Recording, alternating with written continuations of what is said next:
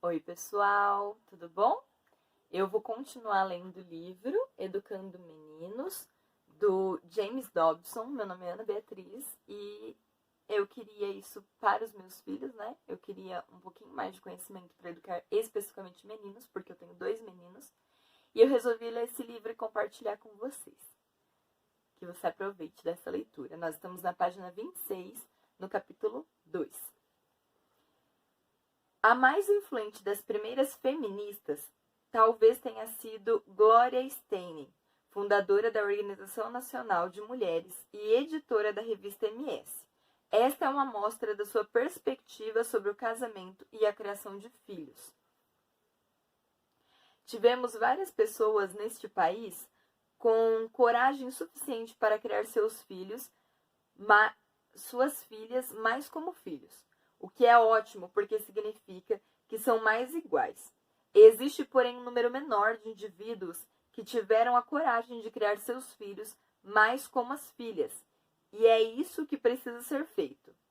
Devemos deixar de criar os meninos para que pensem que precisam provar a sua masculinidade, mostrando-se controladores, não demonstrando emoção ou não agindo como menininhas. Você pode perguntar aos meninos: e se fosse uma menina? E eles ficam muito perturbados só de pensar que poderia ser essa coisa inferior. Já gravaram na mente a ideia de que para ser meninos devem ser superiores às meninas. E esse é o problema: o casamento. Não é uma parceria igual, quero dizer. Você perde o seu nome, seu crédito, sua resistência legal e é tratada socialmente como se a identidade dele fosse a sua. Não posso imaginar-me casada. Se todos têm de se casar, isso é tão claramente uma prisão e não uma escolha. Steinem casou-se no ano de 2000. Supõe-se que todas as mulheres querem filhos, mas eu jamais consegui ter quaisquer sentimentos de pesar por não tê-los. Reflita um pouco sobre as citações de Steinem, Greer e outras primeiras feministas. A maioria delas nunca se casou, não gostava de criança e se ressentia profundamente dos homens. Todavia, aconselharam milhões de mulheres sobre como criar filhos e, especialmente, como produzir meninos sadios.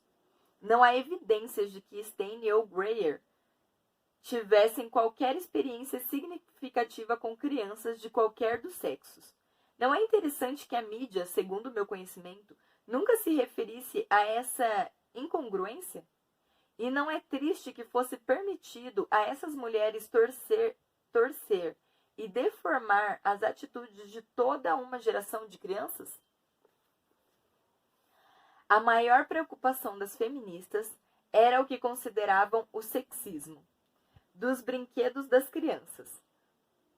Como com tantas outras questões, naqueles dias, Germaine Greer era a mais vocal.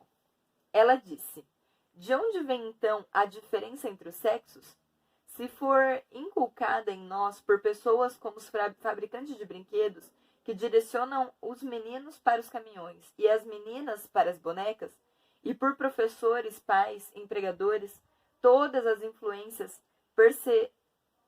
perversas de uma sociedade sexista, este talvez seja um problema social que precisa ser corrigido.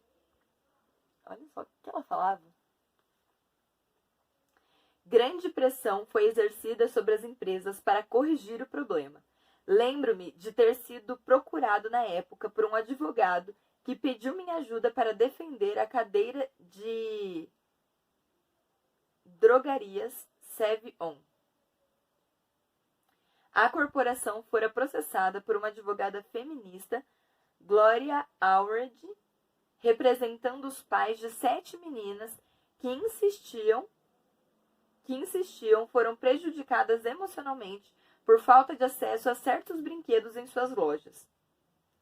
Allred afirmou com cara de pau que grande mal fora infligido a essas crianças pela presença de 2 cartazes: brinquedos para meninos e brinquedos para meninas, colocados 2 metros acima do corredor.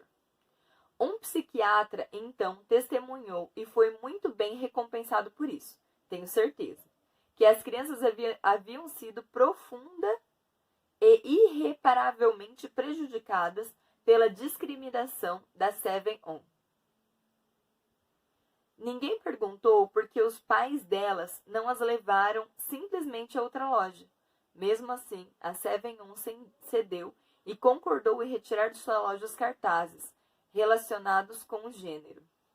Ou seja, né, a ideologia de gênero é mais antiga do que a gente pensa, né? Eu, pelo menos, achava que era atual, mas agora, além desse livro, eu tô vendo que não é atual, não. Os varejistas de brinquedos foram, depois disso, avisados de que a segregação de brinquedos de acordo com o sexo não deveria ser tolerada. Eles entenderam a mensagem. Durante mais de 2 décadas, a loja de brinquedo Toys R Us usou uma abordagem de marketing neutra quanto ao gênero, como exigido pelas feministas. Mas não tiveram sucesso. Finalmente, a empresa realizou mais de 10 mil pesquisas entre os clientes para saber mais sobre as preferências das crianças. E ficou evidenciado que os meninos e as meninas tinham interesses em coisas diferentes. Que surpresa! Armados com essa informação, os executivos da Toys R Us decidiram que era, afinal, politicamente seguro apresentar os brinquedos em seções separadas, mundo dos meninos e mundo das meninas. Esta volta a uma abordagem tradicional provocou uma tempestade de protestos por causa da iniciativa feminista da saúde reprodutiva e da União Feminina de Karatê. A empresa se manteve firme e outros varejistas de brinquedos a acompanharam. Não parecia sensato fazer qualquer outra coisa. Christina Summers tratou desse aspecto dos brinquedos em seu renomado livro A Guerra contra os Meninos. Ela relatou que a Hasbro Toys tentou agradar as feministas produzindo uma nova casa de bonecas destinada a interessar tanto meninos quanto meninas. E desse modo poderiam vender o dobro de unidades. Houve, porém, um leve erro de cálculo quanto à reação das crianças. As meninas tendiam a brincar de casinha, usando a estrutura plástica da maneira tradicional. E suas bonecas se casavam, arranjavam a mobília de brinquedo, tinham filhos e faziam as coisas que tinham visto as mães fazerem. Os meninos também brincavam com as casas de bonecas, mas não como previsto.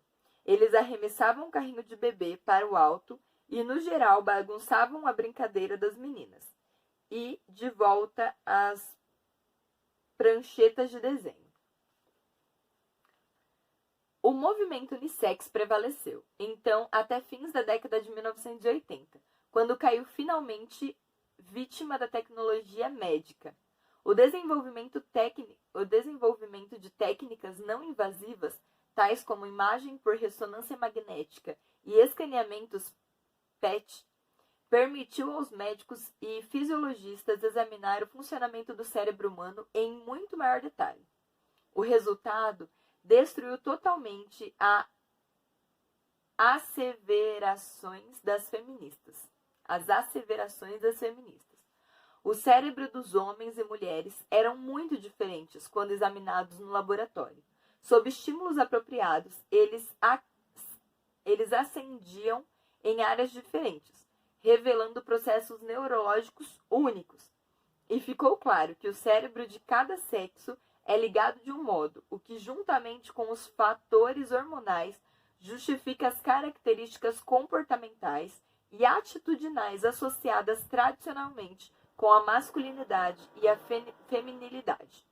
Foram essas marcas de referência que as feministas tentaram suprir ou desacreditar, mas falharam. Mesmo assim, temos de admirar a sua ambição. Elas tentaram desenhar metade da família humana em uma geração. E eu vou parar por aqui. Começaram a fazer barulho. Eu vou parar por aqui esse vídeo e nós continuamos no próximo vídeo. Estamos na página 29 do livro. Deus abençoe.